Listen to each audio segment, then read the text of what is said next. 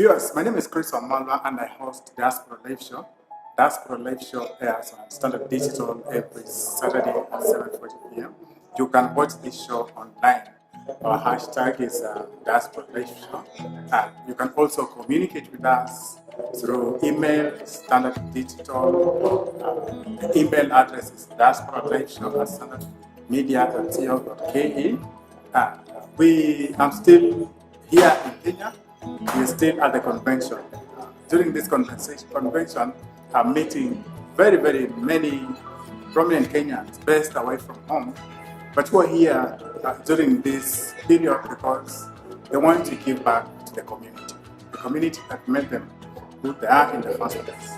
We have professionals in different fields, but today we are focusing on the field of healthcare. As you all know, we have a big issue with healthcare in Kenya. And one of the things that the country needs is its diaspora, people who have expertise in this field but are based away from it. So we just had a speech by the CS Health and Health, and the speech was very inspiring. Some of those issues that she raised, my guest today will just speak briefly about them.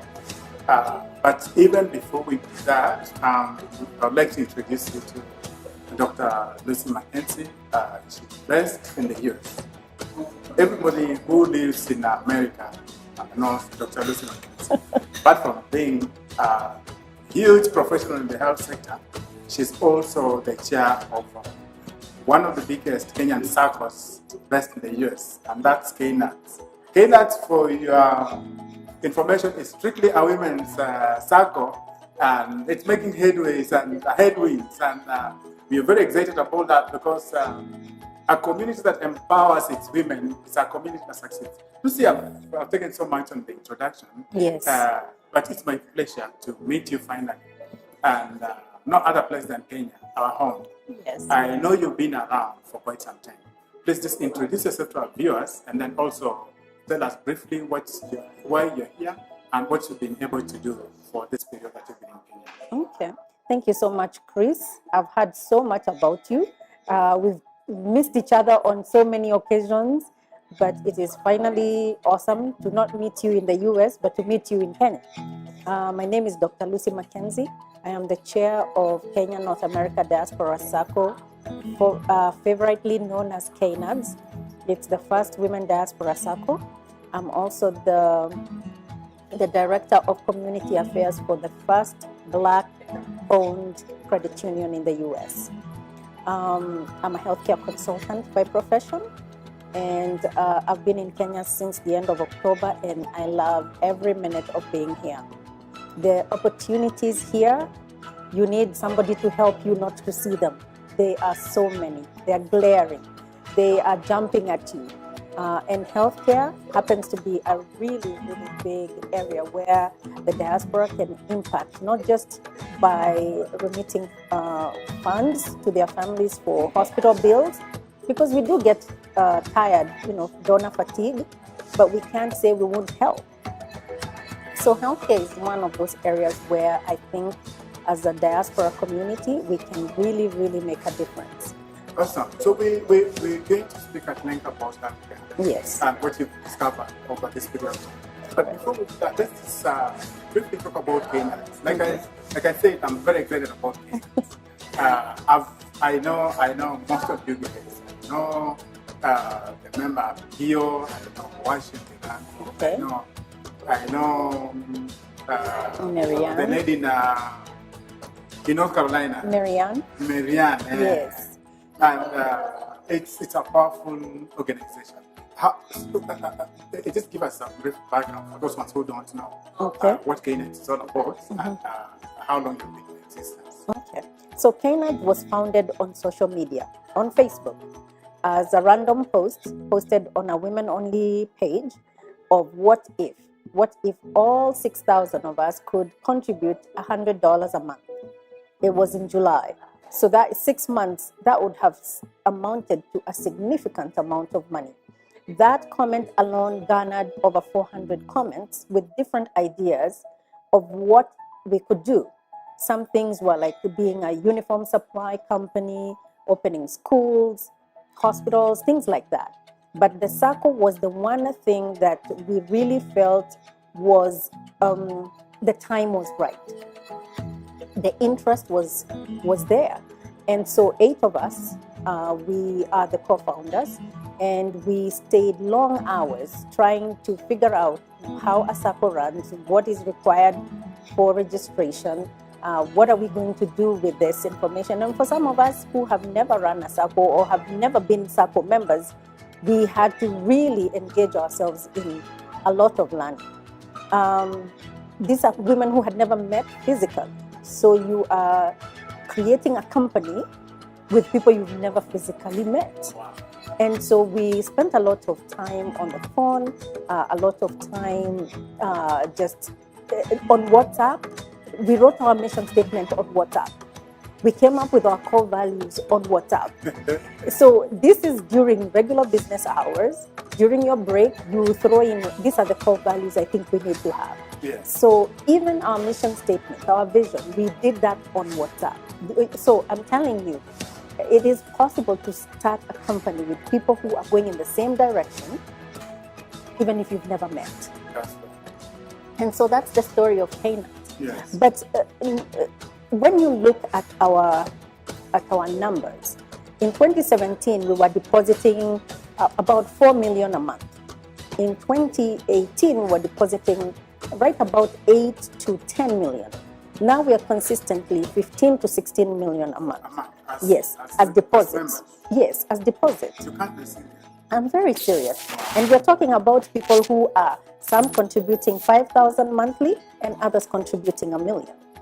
But let me tell you, Chris, the beauty is when you hear somebody say, I'm taking a loan to build my mother an inside toilet.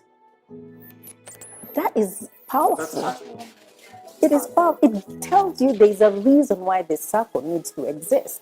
Or when you hear somebody saying, I'm taking a loan to improve my mother's house. Because from far, we want to do all these things for our parents. But sometimes the quantity of money that you require, you can't really save that up. But if I want to do a 3 million shilling project, I just need to save $1 million, $10,000. So I can sacrifice for a year and take a loan for 3 million and build my mother a nice little house for 3 million with everything, any amenities that I need. Many people see SACCOs as conduits for, especially in the diaspora, for building a house or buying a plot. Correct. As you observe this cadence grow, Correct. how do you see most members utilizing the SACCO in terms of investment? Well, our members are very saving. They have a high uptake of saving. And so I think this is money that they're just putting away that they don't want to get to. However, with me coming to Kenya, I have discovered there's so many other areas where people can invest their money. It's not just in plots, and it's not just in houses.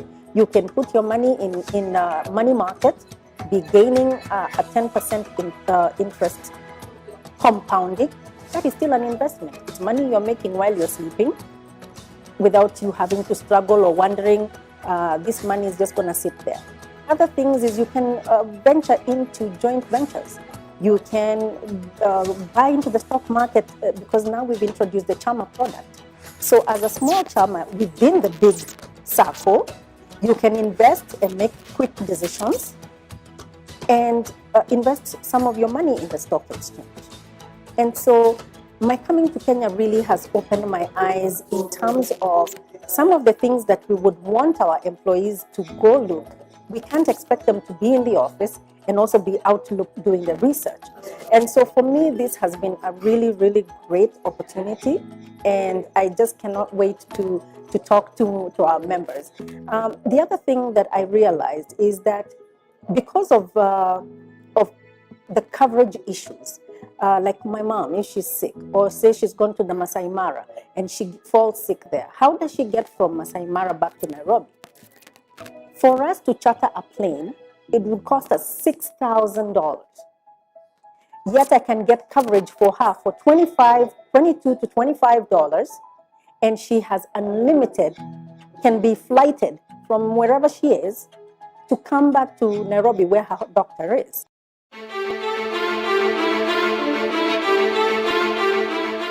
Are you ready for the Diaspora Live Show launch and States Tour?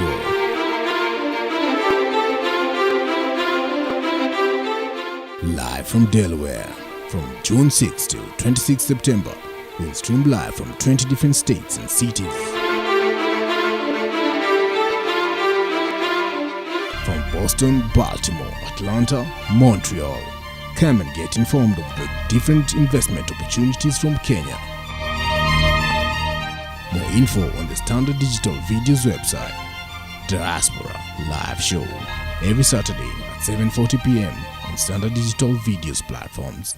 In fact, that's now where we come into now our main discussion today. Yes. Because you may have noticed that the whole day, the discussion has been a lot more about healthcare and diaspora investment. Correct. You are a professional based away from home. Yes. You've been doing some of these issues. Where do you see the diaspora investing in healthcare at home? Because, like we said earlier on, we have a lot of professionals born in Kenya, most universities in Kenya, but now they're working abroad. Yes. How do you see them playing a part in the improvement of our healthcare system? Well, in the way that I look at it is we have so much knowledge. Say I'm a practicing nurse practitioner in the US, and when I come to Kenya, there is no equivalent. Or there's so much red tape that I can't practice or even impact knowledge to people when I come to Kenya. That is a problem. The system, and I really like that the CS was talking about that every county will have a calendar of when they can have this, as diasporans, come and be assisted to change our licenses and or provide this, knowledge transfer. So that is an area where we have not really tapped into the diaspora. We see that missionaries, non-Kenyans, come to Kenya free, willy and nilly, and are able to have missions or practice for a while in Kenya. Who's providing them with licenses?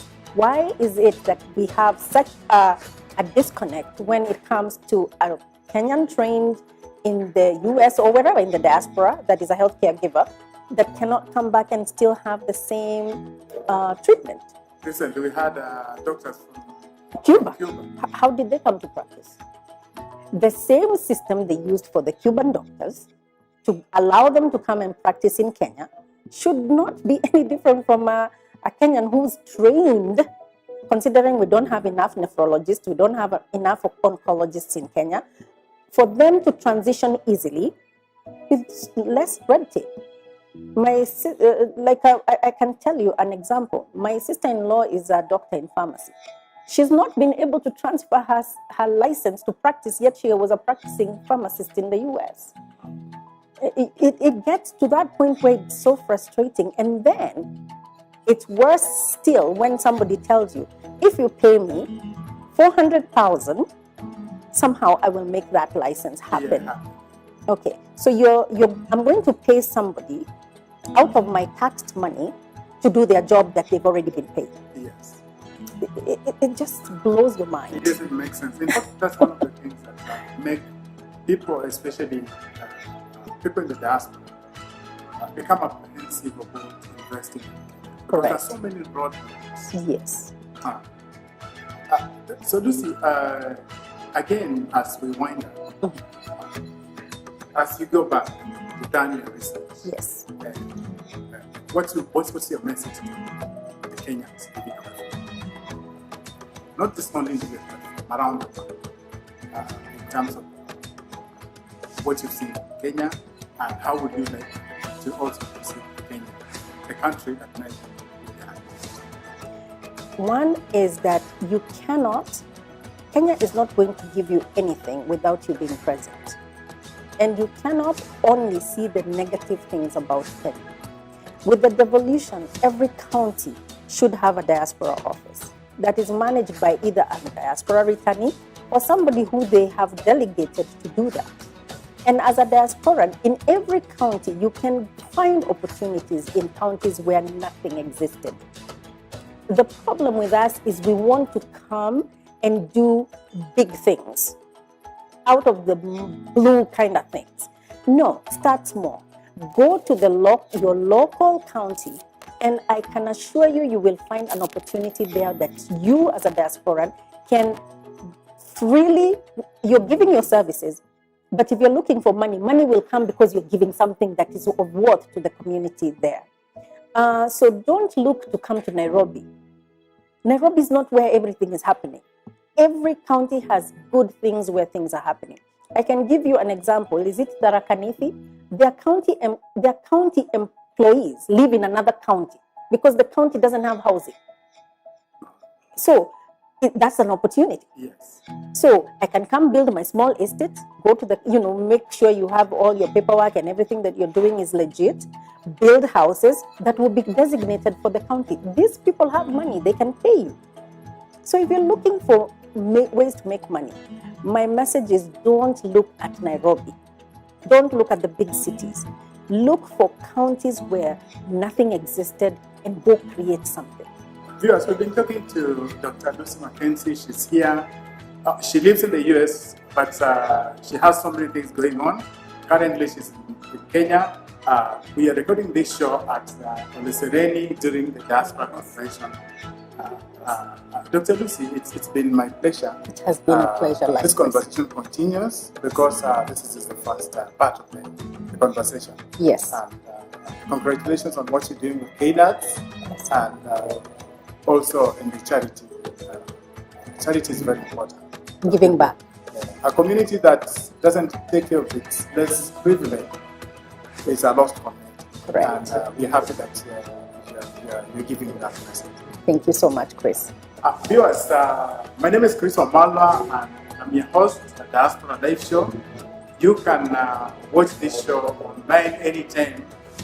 It streams live on Facebook and Daily Motion on standard platforms. Our hashtag is Diaspora Live Show. Stay with us.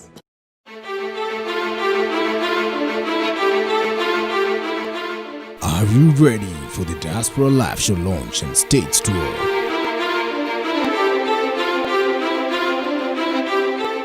Live from Delaware, from June 6 to 26 September, we'll stream live from 20 different states and cities. From Boston, Baltimore, Atlanta, Montreal. Come and get informed of the different investment opportunities from Kenya. More info on the Standard Digital Videos website. Diaspora Live Show, every Saturday at 7:40 p.m. on Standard Digital Videos platforms.